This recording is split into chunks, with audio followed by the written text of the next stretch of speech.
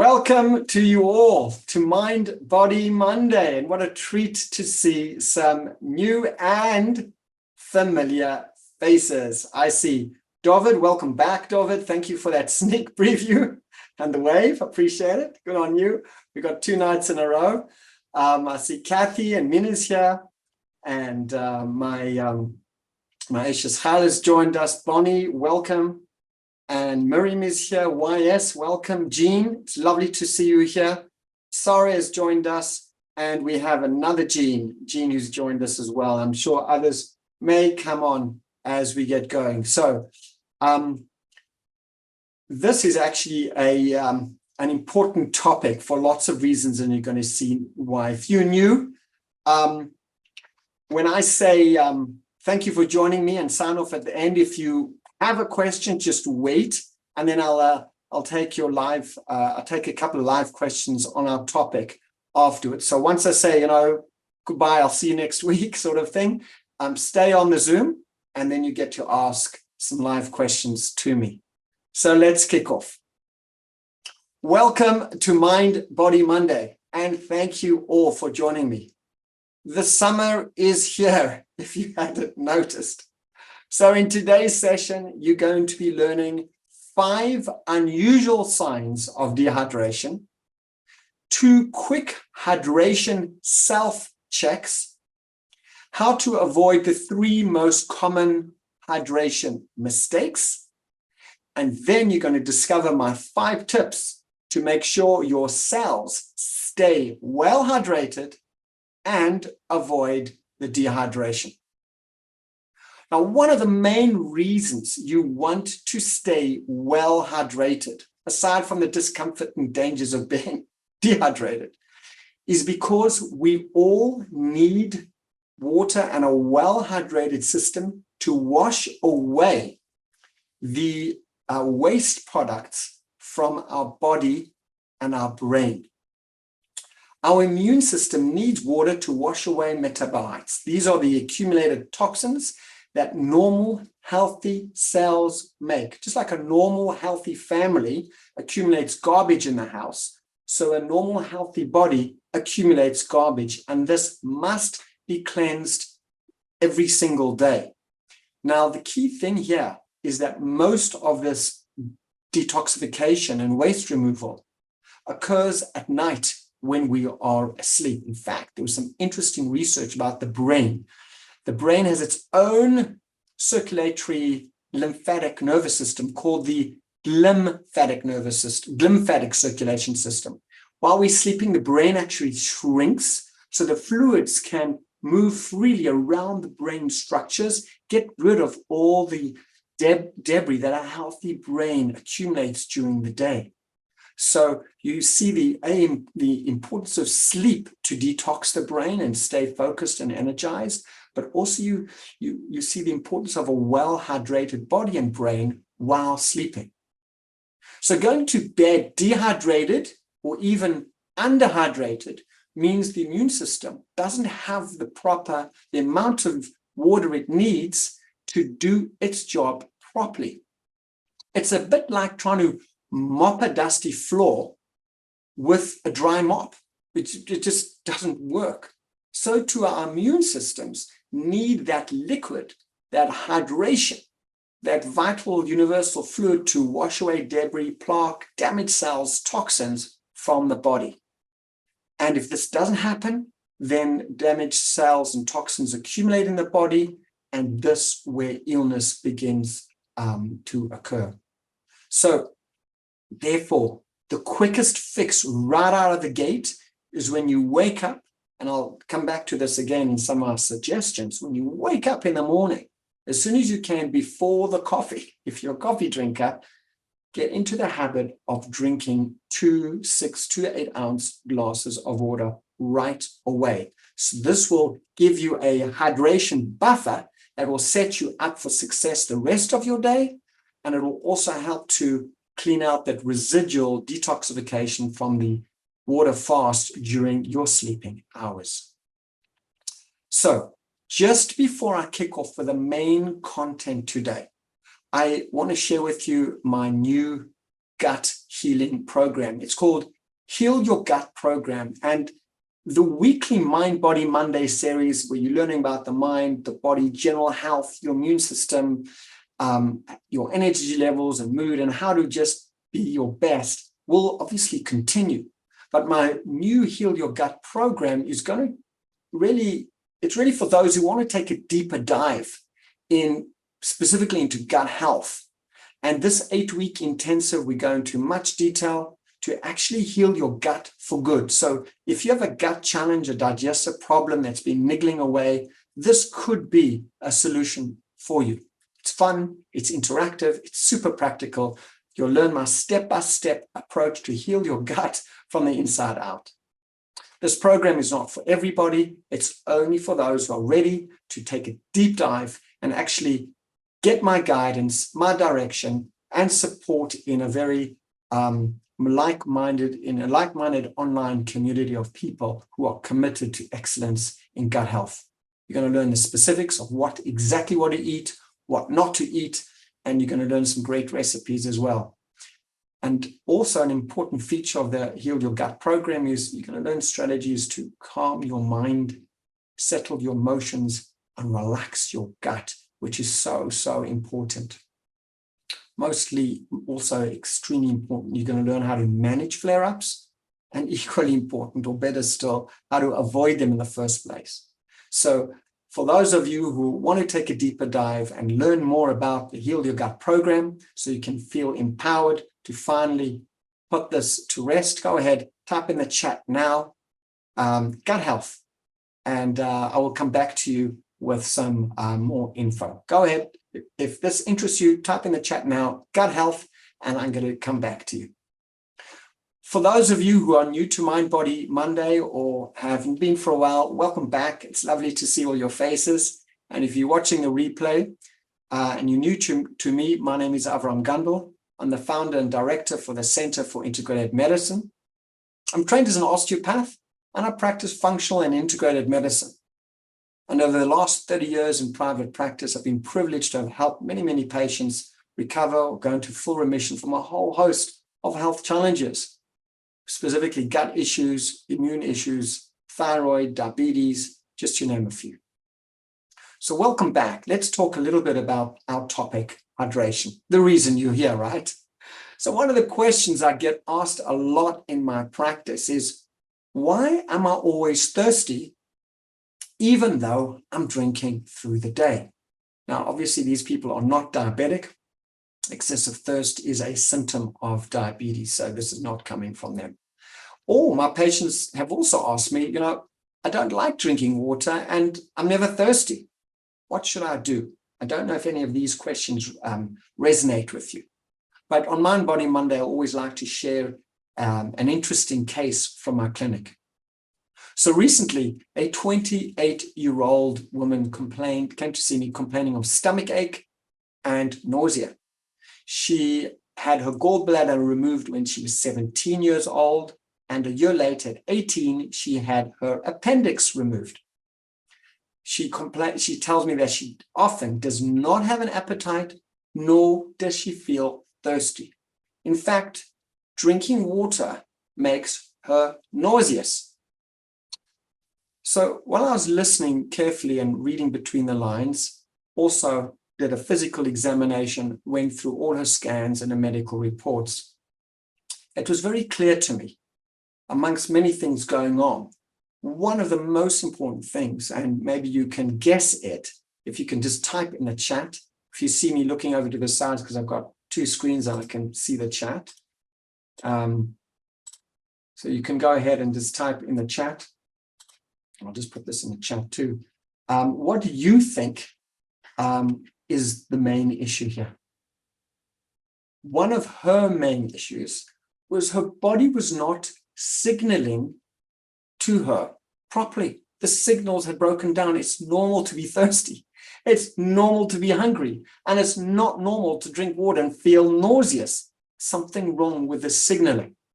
Just imagine for a moment if you're going on a long car trip and one of the kids decided to have a prank and just covered over your dashboard. Just imagine that. You couldn't see how fast you were going. You couldn't know if you needed to refuel. You couldn't know if the oil light was on. You couldn't know if the water was, your engine was overheating. In some modern cars, they also measure tire pressure. There's all the basic data of a safe journey you just wouldn't be privy to. That's exactly what was going on in her body. She was going through the journey of life with no signaling. She ate because she had to. She drank because she needed to, but dealt with the nausea. And she was going through life that way. And I'm so grateful she landed up in my clinic. So one of my first interventions to find a creative solution to get those signals back. So stay tuned, because as we go through today's Mind Body Monday, you will be able to put some of those pieces together yourself. Let's kick off with the 6 unusual signs of dehydration. And building on the story with my patient, our body is constantly talking to us. There's a dialogue going on all the time. The question is, are you listening? Are we listening to this conversation? The beautiful thing is, if you tune in and listen to this conversation, your body will communicate with you even more. And it's a little bit like being in a relationship with a small child, or the truth is anybody. The more you listen attentively, the more they trust you. The more they trust you, the more they share with you.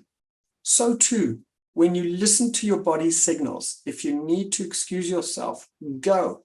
If you're thirsty, drink. If you're tired, sleep, as much as practical. Listening and honoring to your body, and even saying things like, I get the signal and I'll deal with it in 5 minutes or 20 minutes or half an hour. Even having a thought like that, or expressing that orally like that, lets your body mind know that you got the signal, because if you ignore signals, the body will ignore you. So being thirsty is the most obvious sign of thirst. But some of my patients don't even feel these thirst signals like the one I mentioned to you. So feeling lightheaded and faint are well-known signs of possible dehydration, but let's look at some less obvious ones. That relates to this dialogue that the body is having with us through our breath, through the skin, and through our body temperature, and obviously through the bowels, right? They may all be telling you in your own unique body language that your system may be low in water or other important minerals. In fact, a Medline research article pointed out that being dehydrated doesn't mean necessarily you low in water. It also could mean you're low in essential minerals and electrolytes like sodium, calcium, magnesium, etc. So let's look at these less obvious signs. So bad breath is a possible warning sign of dehydration. And this is simply because saliva has wonderful antibacterial properties, and dehydration can prevent your body making enough saliva. In fact, John Higgins, who's a professor of medicine at University of Texas, says if you're not making enough saliva, you can get bacterial overgrowth in the mouth. And one of the side effects of this imbalance in bacteria in the mouth is bad breath. So it's one of the reasons some people wake up in the morning with a dry mouth, with morning breath, or like an ashtray in the mouth if they're a smoker, but a cotton mouth. It's one of those reasons. So research from the Mayo Clinic points that saliva production slows down during sleep. And this leads to an unpleasant taste in the mouth. And this is part of this increase in bacterial overgrowth overnight. So the next time, if you wake up and you do experience, your partner shares with you in a sensitive way that your breath is less fresh than normal, instead of reaching for the Listerine or the toothpaste, it may be a good idea to take that signal and hydrate. Okay.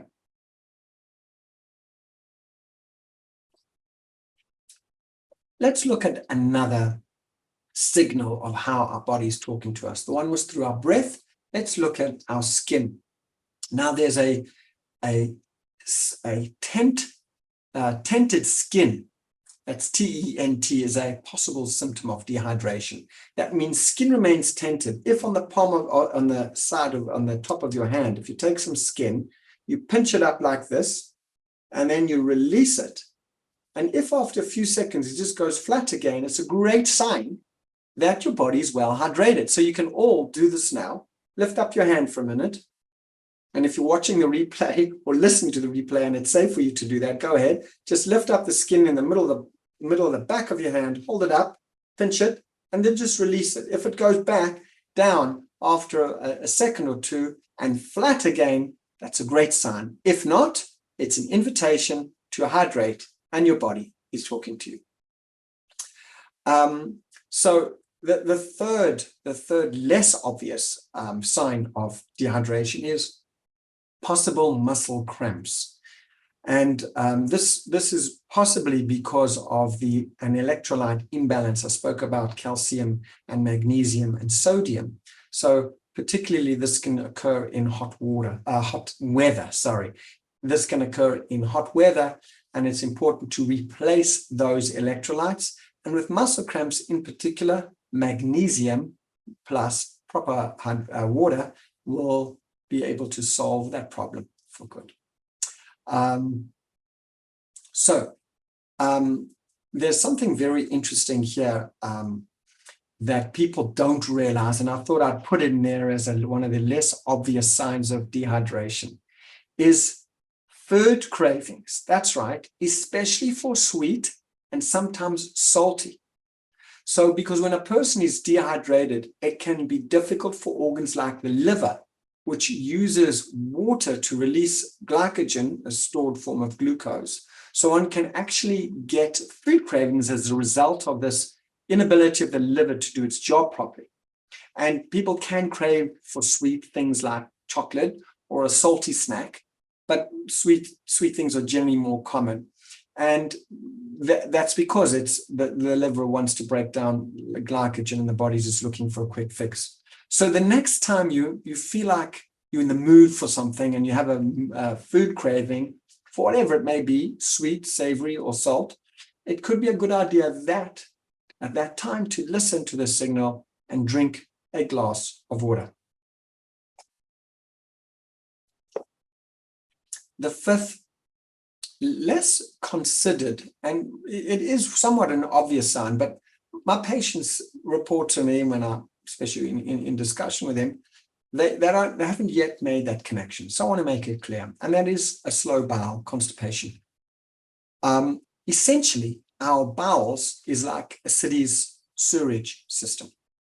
Without water, everything comes to a complete standstill with all the ramifications.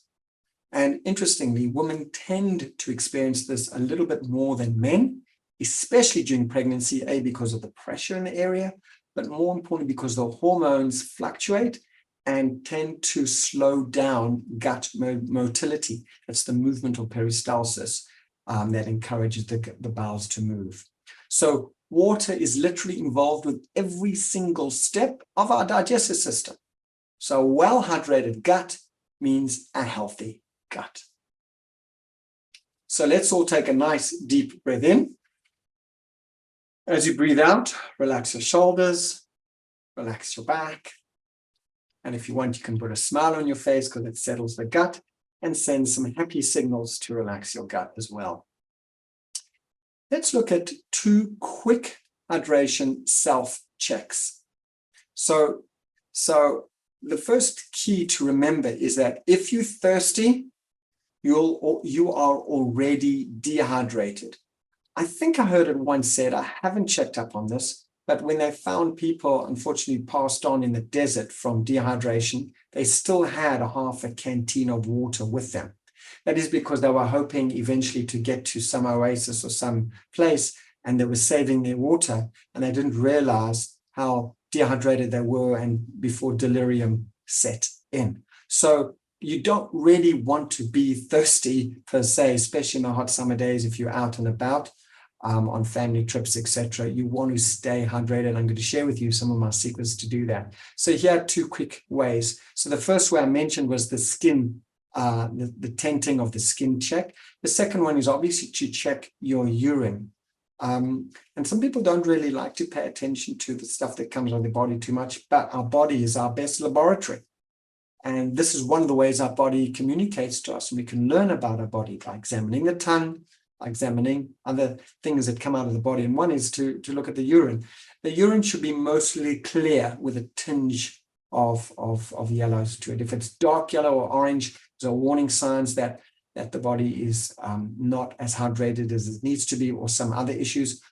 Obviously, if you're taking B vitamins, these will make the urine very, very dark, but often just in the mornings. So let's look at 3 common mistakes that people make while drinking that actually get in the way of proper body function. So people ask me, is it bad to drink water quickly? I see kids, running around outside, and then they get back to the shade and they take their water bottle and they down, a whole thing of water.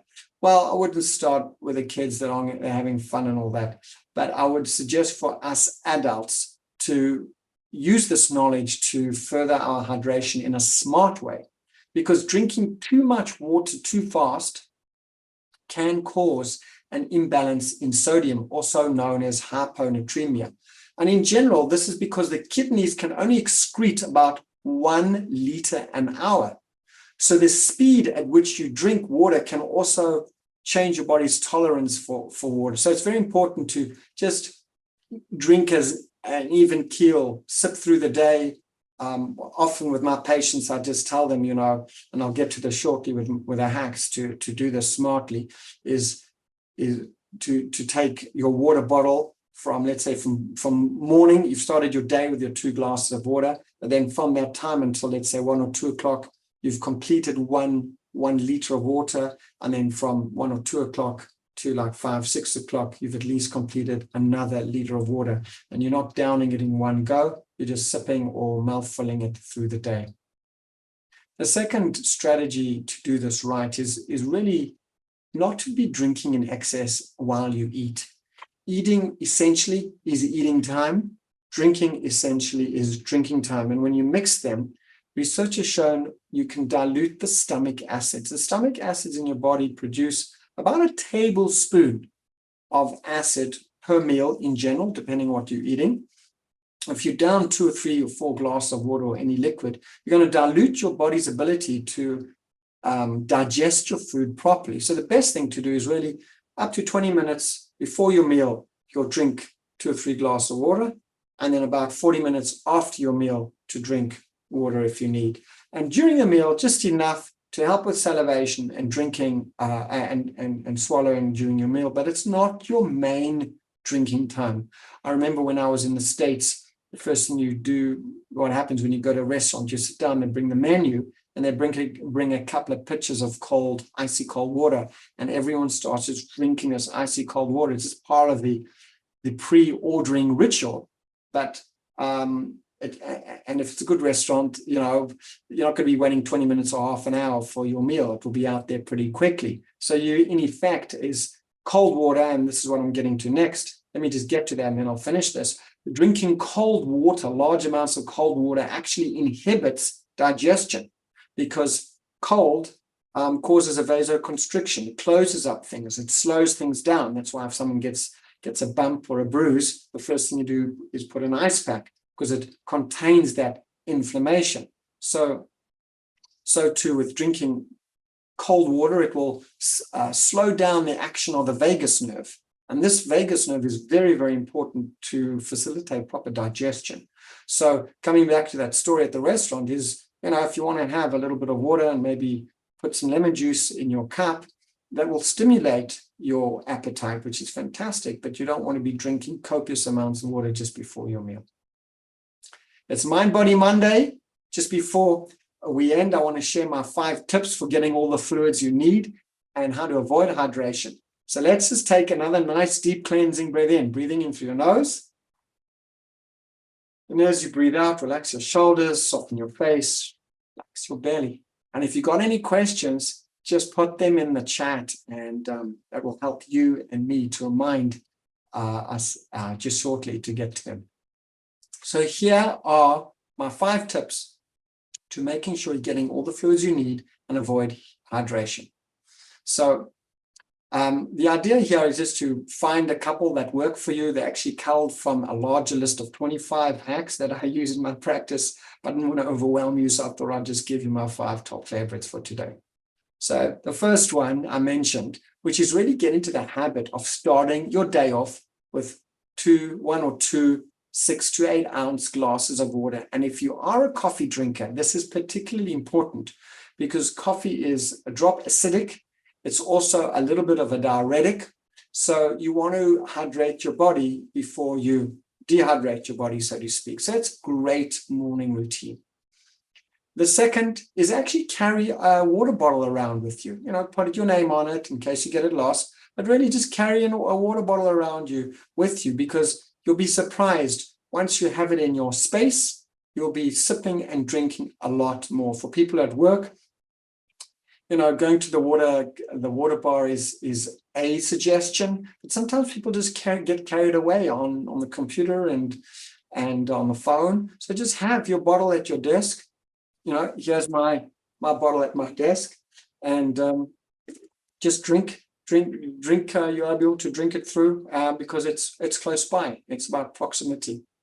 The third suggestion is to download an app. There are many apps that will send you reminders through the day to hydrate. It could be done, set a reminder every 90 minutes, every minute, every hour, whatever is good for you. That way you'll be able to get it off your mind.